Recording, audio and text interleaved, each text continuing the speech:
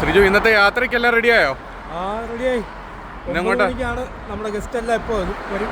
നമ്മളിന്ന് ലോബിസ്റ്റാൻ, mud volcano, അതേപോലെ fire temple, fire mountain, ഫയറൊക്കെ ഉണ്ടെങ്കിലും ഇപ്പോൾ ഇവിടുത്തെ തണുപ്പ് കൊണ്ട് നിൽക്കാൻ പറ്റുന്നില്ല. തണുപ്പ് എങ്ങനെയുണ്ട്? തണുപ്പ് ഇപ്പോൾ 9 മണിയായി, സൂര്യൻ ഉദിച്ചെങ്കിലും ഭയങ്കര തണുത്ത കാറ്റാണ്. വായിന്ന് പുക വരുന്നുണ്ടോ? വരുന്നുണ്ട് കുറച്ച്. പിന്നെ നാളെ നമ്മൾ ഗബാലയിൽ പോകുന്നുണ്ട്. ഗബാലയിലെ തണുപ്പാണ് അതിഭീകരമായ തണുപ്പ്. സ്നോ ഉണ്ടാവും. ഇന്നലെ നമ്മൾ വന്നിറങ്ങിയപ്പോൾ കണ്ട സ്നോ ആയിരിക്കത്തില്ല ഗബാലയിൽ.